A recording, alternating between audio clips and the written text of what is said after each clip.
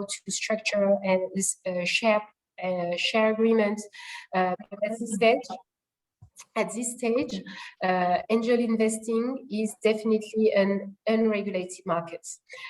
And yeah, I will just highlight now the last point on the slide.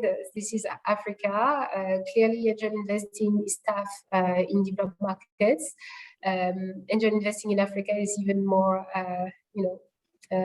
interesting, let's say, so riskier and volatile, obviously, given the type of infrastructure environment we're dealing with on the continent. So now let's go back to the definition of a business angel. So first, if you want to be a successful business angel, you need to, I say very simply, you need to like human beings. Right? You need to be committed for human development. You need to love interacting with entrepreneurs. You will have to talk to entrepreneurs, try to understand their idea, try to understand their business model, try to understand how you can assist them. It's really like a people business. So if you feel like you don't necessarily want to interact too much with, an entrepreneur, then and you still want to make money, probably you might want to buy shares. Second, you need to have skills and competence. And by that, we don't mean that you need to have a PhD in finance or in economics. It's absolutely not the point, but you need to have the right level of expertise, experience, and knowledge based on the investment strategy that you are trying to put in place. So an example that I give very often is a medical doctor. So if you're a medical doctor, very successful, you have some savings, and you're like, I want to do angel investing, probably when you start, you might want to look first or mainly at what we call a health tech. So tech companies operating in the healthcare industry, because obviously you're a medical doctor, you are supposed to know or understand the healthcare industry a bit better. So it might be a good choice for you to actually start in an industry you understand better. So that the day when an entrepreneur comes to you with a great idea, oh, I have, created this cool innovation which will allow you to perform surgery on a brain like in 5 seconds. Well, obviously, if you're a medical doctor and you know a little bit about, the field, you will be able to say whether it's realistic or not, and it just makes things a bit easier.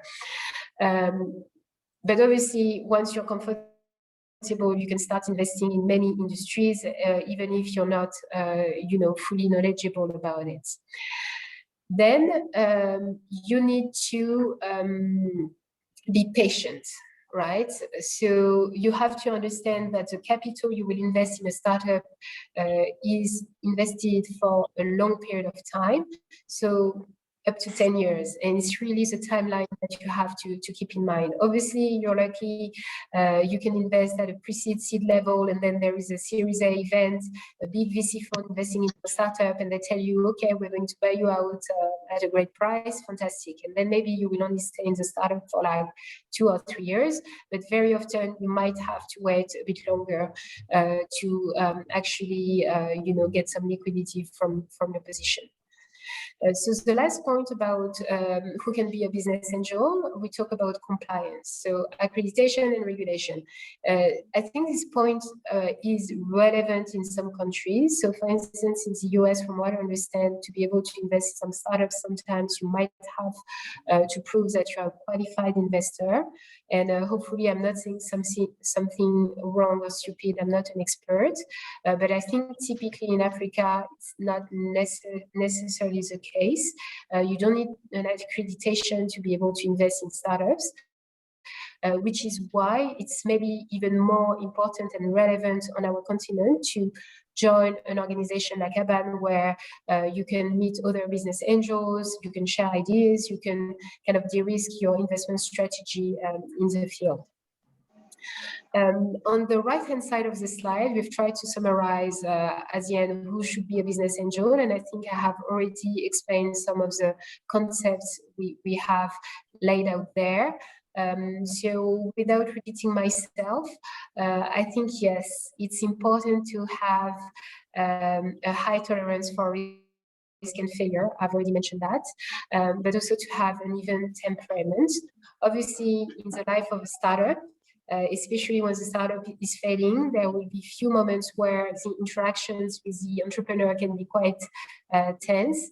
And obviously, as an investor, you don't want to be in a scenario where you are the one putting pressure on the entrepreneur, losing your temper and becoming stressed because you're losing your money.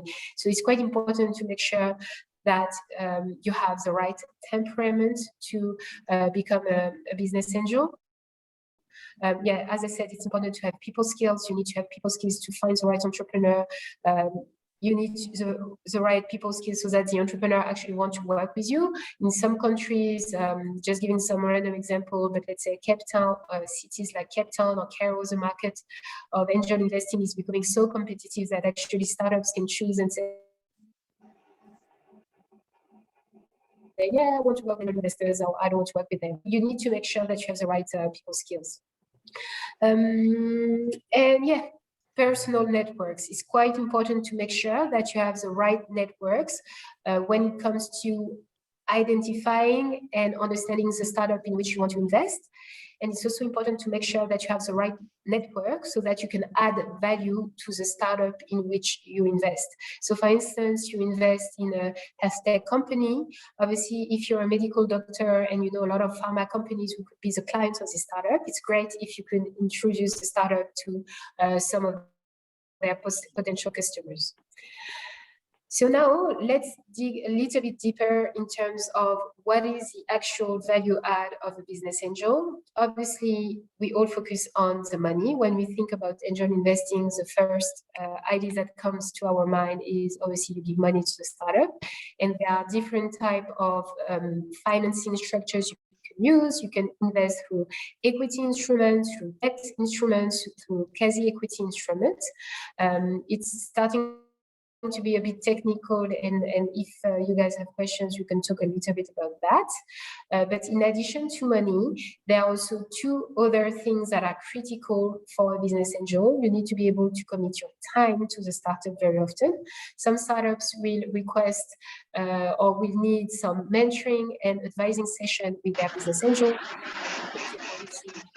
Understand the industry better because they are dealing with some business challenges that they can't solve by themselves, because they want to use your experience, your expertise. So it's quite important to understand whether you have the time to actually, assist the startup in addition to giving money to the startup. And the third point that I already mentioned is a relationship. You need to make sure that you have the right network, that you know the right people, that you are connected to the right, events where the startup can actually, try to meet the right people and grow as well. And obviously, once you have invested your personal capital as a business angel, then hopefully you will have your return on investment. I think it's quite important to keep in mind, if we take a step back, it's important to keep in mind that every startup is unique, every angel investor is unique, and it's really like a conversation and an exchange between a startup and a business angel that needs to take place. You will meet some startup who will tell you we have the right team, the right skills, we know exactly what we do. The only thing that we want is money. We just want a check from you. And then in 5 years' time, we will send you your check back with some profit on top of it. If it is the type of relationship that you want to have, it's great and you should go for it. But then you can also meet some other startups who will tell you, well, yeah, we want the money, sure, but most importantly for us, we want to have access to the CEO of MTN, Vodacom, of Orange. We want to be able to have access to the suppliers in Ivory Coast or in Egypt. So we need to make sure that you will be able to make the right introductions for us. So as a business angel, you have to be very clear in terms of what is the value add I can actually provide to this startup. And if you don't feel like if you feel like you can't provide the right level of, relationship or mentorship, then maybe it would be like a red flag, and you might want to avoid investing in a startup. Because the worst case scenarios that we've all seen is like an unhappy startup and an unhappy business angel who are in bed together literally, and the expectations were not the same, and then the relationship is bad, and to be stuck with a company or with a business angel, you don't like for 10 years, that it's a very long time. We have tried to provide some additional recommendation on this slide. Specialize in an industry, you know, I've already mentioned that. We will talk about the due diligence process in a second, but typically by due diligence process, we mean the process through which you will, you know, investigate the startup. You will investigate the claims that the startup is making in terms of, you know, the quality of their product, of their services, the size of the market, the potential clients that they can reach. You will also assess the legal, the financial side of the startup. So the due diligence phase is really the investigation phase. Also be careful when it comes to valuation, but frankly, talking about valuation when you just start angel investing might be a bit tricky, and people have different philosophy. Some people will tell you, I have a specific strategy, I don't really care about valuation. Every single angel investment that I do, I will take 5% or 10% of the startup as equity, and I will always invest $10,000, for instance, right? Or some other people will tell you, I always invest through a safe note. A safe note is basically a sort of warrant, which will give you access to shares once a startup raises another round of funding, so that you don't have to have a view on the valuation. And then I've spoken a little bit more about some of the points on this slide.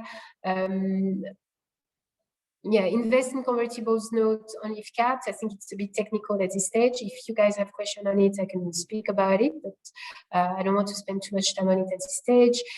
Reserve capital for follow-on rounds. It's a very good point. Very often when you invest in a startup, after 6 months or 12 months, the startup will have additional funding needs. So if you want to keep the same level of ownership in the startup, especially if you have invested as equity, you might want to have more capital to invest in the startup. So now let's move on to the second part of the session. Fadila, Temi, I don't know how you want to proceed. Should we take questions now, or should I continue with part 2? Temi, Fadila, I suspect I will continue with part 2 if you're not commenting. Yes, please go ahead. We can. Okay, great. So as we said previously, there is this golden rule saying that every business angel should invest in at least 20 companies. Again, I think personally that is quite ambitious. If you manage to invest in 5 to 15 companies, it's already a good achievement. We just want to remind you, most startups fail. People talk a lot about their successes. They don't talk about their failures. It's important that you keep that in mind. Yeah, follow the rules, and yeah, it's quite simple here. You should be successful if you follow the rules in terms of startups fail. You need to invest in a certain number of startups to have a balanced portfolio, and at some point you might have to reinvest more money in some of your startups. So here we have tried to summarize what is the typical funding, journey of a startup. So typically a startup is created, funded by a founder, and the founder will usually use his savings, even I don't know, the fees that he can earn as a consultant to fund his startups. And then after, sorry, I think someone needs to be put on mute. Thank you very much. So the founder typically will use his savings to start his business. And this is typically the ideation and prototype phase, which we have called the incubation phase on the right-hand side of the slide. So typically the founder will fund the first round. And it's very important to understand that nobody will fund your startup if you have not put money yourself in it. Why should I believe in yourself if you don't believe in yourself when it comes to the money? After a few weeks or few months, depending on the timing, typically the founder will then start talking to his family members and friends, and even colleagues or neighbors, and we say, hey, are you interested in investing in my startups? This part of this process is quite diversified. At that stage, I've seen some family and friends say, okay, this is a donation, this is a grant, you don't need to give me the money back. And then I've seen some other family members and friends say, this is actually a loan, I expect to get my money back with some interest. And I've seen some other family and friends say, this is equity, if I give you even $1,000 today, I own 5% of your business. So the point that I'm trying to make is that already at that stage, it's really, really important to formalize the sort of business relationship that you are establishing with your family and your friends. Now I'm talking to a startup, but it's very important to formalize a relationship with your family and your friends, or if you are on the investor side, it's important that you clarify your expectation, because obviously if the startup failed and for you it was just a grant or a donation, it's great, nobody is hurt. But if the startup actually is very successful and it's a Facebook, and suddenly you want to say, hey, actually I own 5% of your company, and if the startup is like, sorry, nothing was formalized, and from my perspective it was a loan, you get me $1,000, here you go, your $1,000. You don't want to be in that scenario. So it's quite important to formalize that part already. Then typically to continue to develop your prototype, the startup will start attending pitch competitions and demo day, and will try to earn some prize to be able to receive, even 10K, 20K, 50K to be able to fund the business. And once the business is a bit more formalized, a bit more advanced, and there is a sort of functioning prototype almost, then the startup will typically register to an incubator or an accelerator. So obviously in Africa, there are many of them. Most of them are now formalized, well-trained, and are really providing value add to the startups. And once the startups are registered within an incubator accelerator, the growth is coming, and then typically business angel investors will start looking at the startups. I think it's definitely possible to invest in startups that are not part of an incubator or an accelerator. I've seen some people do that, but I suspect it might be a bit more difficult in terms of due diligence to assess the potential of the startup and the quality of the team if there are no other institutions who have dealt with a startup.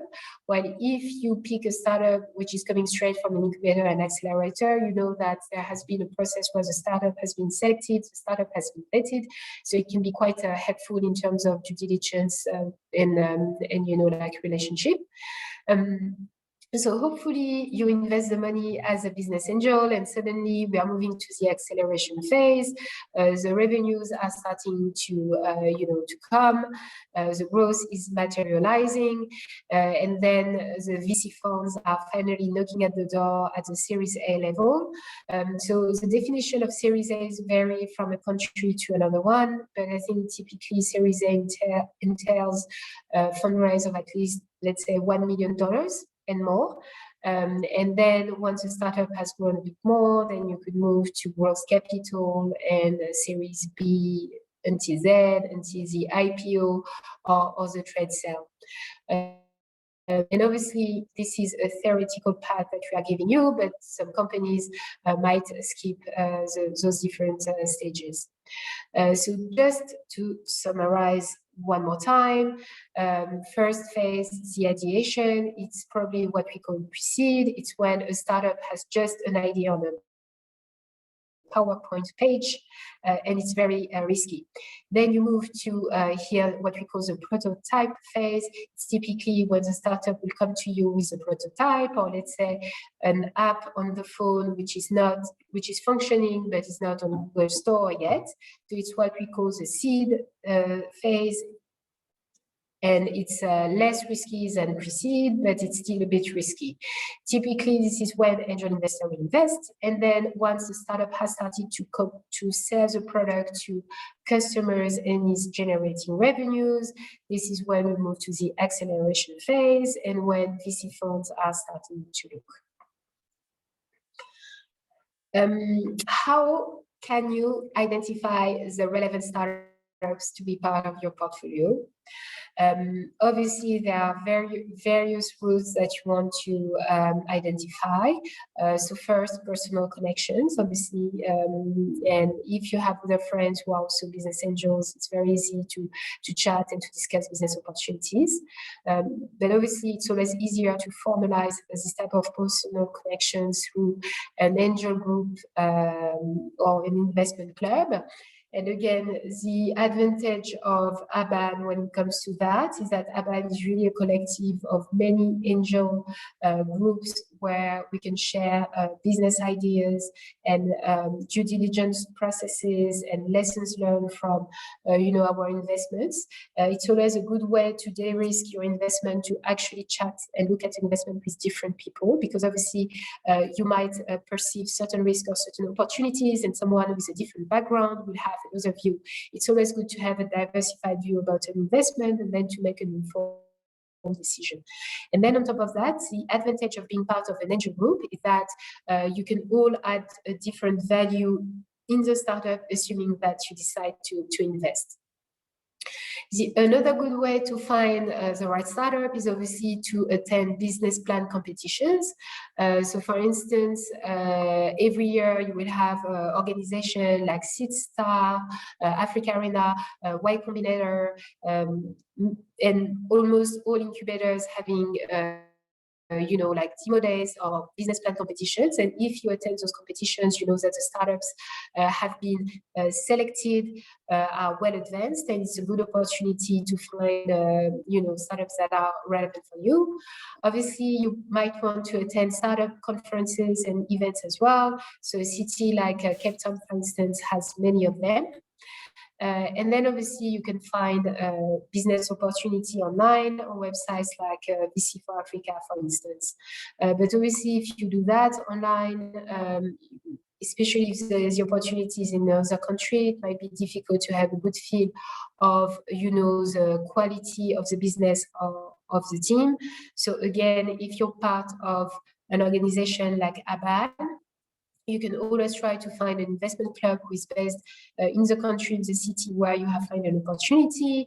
And you can always ask them, have you seen the startup? What do you think? Are you investing? And then you can find ways to invest maybe with this investment club. So now we are really trying to give you some very quick advice in terms of how to assess the team, the entrepreneur, and how to pick the right one. Obviously, there is no magical recipe. If there was a magical recipe, we will all be millionaire. We will all invest in Facebook, and it would be very easy. So first of all, what I say is it's very important to understand to which extent the profile of the entrepreneur and of the team is consistent with the business model and the product or the service that the startup is putting together. So let's say if you are in a scenario where, again, you have a medical doctor who is now launching his health tech, trying to, sell an equipment, who is performing surgery in 5 minutes. This medical doctor went to, Cambridge, Harvard, good university in France. You can see that there are some elements and good, good tools that can give you that can give you confidence that this person has a high likelihood to be successful, right? But if I give you another example, you have this literature professor who never went to school, and now is like, oh, I want to create, and he's coming to you at the pre-seed level, and he's like, oh, I want to create this app who is going to change, the fintech space. it can work, but obviously you can see there is a lack of consistency between the profiles, the skills, the expertise, the network, and what these potential entrepreneurs are trying to achieve. So I think it's just a question of balance, and you need to keep that in mind as a business angel. And obviously, my perception of the consistency of the profile will be different from the perception of another business angel, because we all have different, perceptions. And this is why also two business angels are not the same. And this is why two business angels would not decide to invest in the same startups. So our startups, a young person game, no age is irrelevant. There are pros and cons to back, a first-time entrepreneur or to back a serial entrepreneur. What about being tech savvy? Some people will tell you, I will only back a team where I know that there is a tech person within the funding team. Some people will tell you, I don't mind as long as the founder has the ability to hire a tech consultant to do the job. Again, it's up to you to see what works for you. And nobody can tell you this is the best way to do things. We've seen various scenarios being successful. Education, some people will tell you university education preferred. We all know, I don't know if it was Facebook or whatever, they were dropped out from Harvard, yeah, but, so university education, I guess it depends, and especially in a continent in Africa where access to university is not necessarily, very wide. It's not necessarily a relevant element, but again, it depends on the type of startup you're looking at. And then we just wanted to highlight some of the red flags you should keep in mind.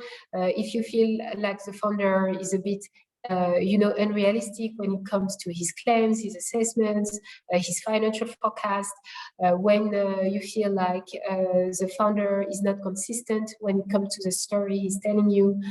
So personally, I actually always love interacting with an entrepreneur, let's say for at least a month, and I will make sure that I meet the entrepreneur for a one-on-one meeting, and then I make sure that I meet the entrepreneur in a social setting surrounded by other people, and always try to see how does the entrepreneur behave. What type of stories does he share? Is the story the same? It's a good way to see if the person is actually consistent. What makes a great entrepreneur? On the right-hand side of the slides, we've tried to give you a summary, so I'm not going to spend too much time on it. It's quite self-explanatory. And now I will move to the actual due diligence on, the business. So what type of questions should you ask about the business or the business first? You need to understand the product or the service. You need to understand the size of the market, the size of the opportunity. Are there actually potential customers that would be interested in paying for this product or this service? You have to understand the quality of the team. Is the team competent, has the right skills, the right expertise, the right network? Do the founders get along very well? Can they work together? Do they compete with each other? Because in a lot of cases, we've seen startup fail, not because the team didn't have the skills, they had the right skills, but because there was a clash between the founder. So if you go to a first meeting with a startup and already you see the two co-founders fighting, having different views on important topics in the startup, this could be a red flag for you to say, I should probably stay away until either they, agree on what they are trying to achieve together, or the moment where they actually split, and maybe one of these two co-founders will come to you by himself to raise some money. You have to understand the uses of proceeds, of course. Where is my money going? How are you going to use the money that I'm going to invest in your business? Is it going to fund the growth, attracting new customers? Is it to develop as like for research and development, so to develop the prototype? How are you going to exit my investment? So I think this one is a bit tricky, the exit strategy, because I don't think the startup should be able to answer that question. I think it's more a question that you need to answer as a business angel, right? right? So I keep saying, when you build your portfolio of 5 to 15 companies, you need to think, okay, maybe there are 2 or 3. I really think that in 2 or 3 years, a VC fund will come and invest in those companies, and I will be able to get some liquidity. And then in the rest of the portfolio, you should know that there are some positions, because it's like a really long-term kind of business, business idea. This investment will be in my portfolio for 10 years. And you need to keep this balance when you build your portfolio. Obviously, it's really important that your due diligence process is formalized, and typically through materials, written materials. So obviously, we can't expect a startup to, write a 500-page, information memorandum about their company. But at least you should expect a live presentation that is clear about, the business, the history, the team, the uses of proceeds, and what's next for the business, and how they expect you to create value. You should see some written documentation. So typically you will have at least an investor presentation. You can also request, obviously, the financials, assuming that there are some. So if there are some audited financial statements, it's great, but I think for a startup, it's quite rare. You should at least be able to see the management accounts. You should be able to see a business plan on paper, explaining how the company believes they will perform in the next few months or years. You need to be able to see financial forecasts. You need to be able to see all the legal documentation. It's very important to make sure that the startup is formalized, that they are registered, that they have constitution and article of association that are valid. So I think these are the key items you want to review when you do your due diligence. Obviously, depending on the scenario, you can request more or less documentation. Depending on the level of maturity, for instance, if a startup is coming to you as a seed level, they already have one paying customer, you can definitely request to see a copy of their, customer agreement or sales agreement with the big corporates they claim they are working with. And you can also request, their tax certificate, assuming the startup has been operating for more than 1 year. On the right-hand side, we've tried to highlight some of the other issues you might want to keep in mind when you do your DD. You should ask about, the growth, the customers acquisition strategies, the sales channels, the size of the investment round, what type of financing tools they want to use if the startup wants to to raise money in the future. So for instance, if your startup comes to you and you want to invest as a safe, so a safe is literally like, a sort of grant to the startup until the moment the company raises another round of funding, and then your position would be converted into equity. Obviously, if the startup does not intend to raise more money, then you will be stuck with a safe instrument. So then a safe is probably not the right tool for this type of startup. So you need to assess really what are the funding plans of the startup. Do you feel like the team is hungry to get some VC investment? Do you feel like the team is more eager to raise a bit of money and then self-finance itself? Because then this has implication in terms of the financing tools you should use. Obviously, you need to assess the quality of the business plan, of the presentation. You also need to make sure you're comfortable with the legal setting of the company, the location, and the industry in which the startup is operating. So now we've tried to kind of summarize the process you should follow as a business angel when you decide to invest in a startup. So first, you have to identify the startup. So this is also what we call origination or curation. Then you have to conduct the due diligence process, which is the validation of the claims made by the startup. So it's literally an investigation. Then obviously you have to conduct a negotiation. So you have to, with a startup, you have to decide the amount you're going to invest and what you will get in return.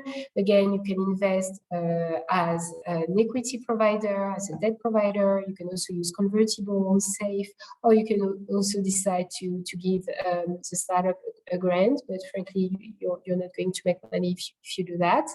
And then obviously the funding process is taking place. You actually have to write the check, you have to wire the money to the company, and then you need to make sure that you receive, so if you invest as an equity shareholder, you need to make sure you receive the share certificate afterwards. And then depending on how big the investment round is, obviously you can decide to, what we say in finance, syndicate the transaction. So let's say the startup wants to raise 100K and you only have 10K or 20K, then obviously you can find friends or personal relations will be able to invest with you in the startup. So obviously this syndication will take place before you write your check, right? And again, if you're part of an investment club with other members who are also looking to invest their money in startups, obviously these people will be more prepared to do so than if you start looking for random people once you have a hot business opportunity on your desk. And then obviously you can gather the angel and then you can all invest together. Typically, we recommend that angels who are part of the same investment club obviously invest through the same instrument, or even, set up an entity representing the investment club, and then you all invest at once in the startup. And yeah, you just need to make sure that you keep the communication open at all points with the startup. So now I'm just summarizing some of the points that I have covered, but typically a due diligence will cover, all the commercial aspects of the startups, the market size, the competition, regulation, customers. The due diligence will also cover the financial side of the startup, revenue, expenses, projections. Then you will also have to focus on the legal aspect of the startup. So you need to make sure that the startup is registered. If there are some employment agreements that are key to the growth of the startup, you need to make sure that you see them, that you understand them, and so on and so forth.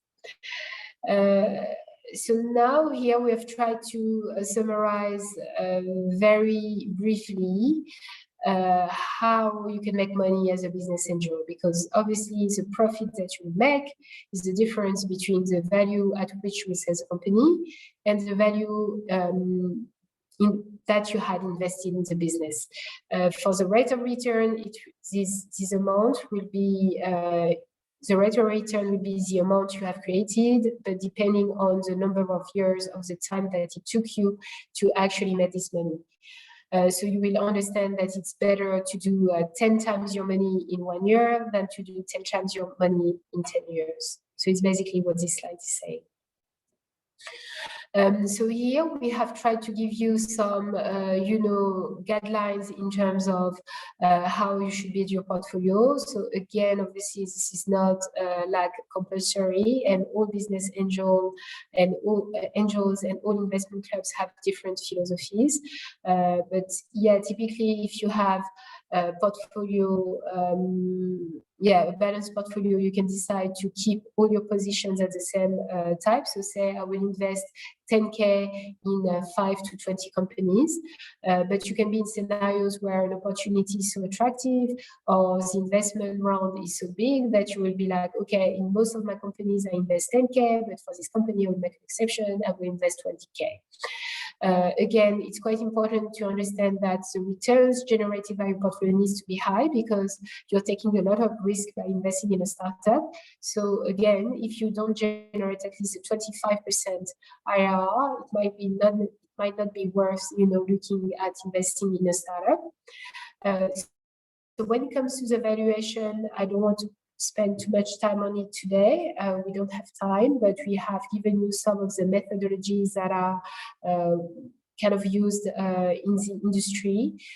Even if we know as a market practice that a lot of business angels or incubators will not necessarily use valuation methodologies, but will just say my investment policy is to take 5 to 10% for whatever amount I invest, and I do the same for every startup, or I will only invest in safe.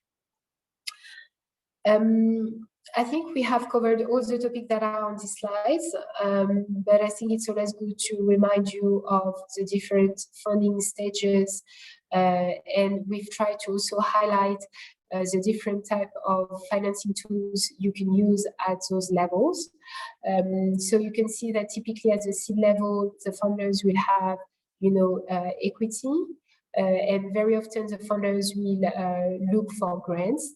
I always tell startup founders and entrepreneurs, before you start to look for, incubators or business angels who are going to make you pay for the money they give you, just try to find all the grants and subsidies that are available in the market. Always take the money that is available for free before you take the money where you will have to return a profit.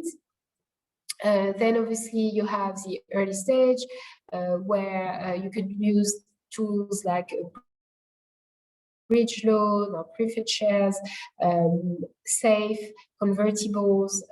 These are quite technical terms, but this is typically the tools that business angels will use. And then you move to Series A, C, D, and IPO, where you can use different type of instruments.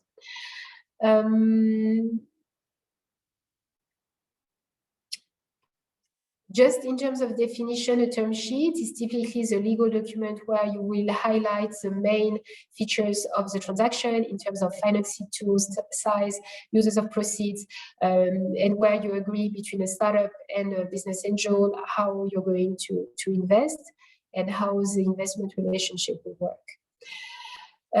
So here, I'm not sure it's the purpose of today's session. We should have a separate session on that. But there are a lot of debates in terms of what's the most relevant financing tool for you as a business angel, depending on the maturity of your startup. You can invest as equity, where obviously your return will be a bit higher, but if the business goes bankrupt, then you will have less right than if you use debt. But obviously, typically, if you use a debt instrument like a convertible, then your returns are kind of capped. Very important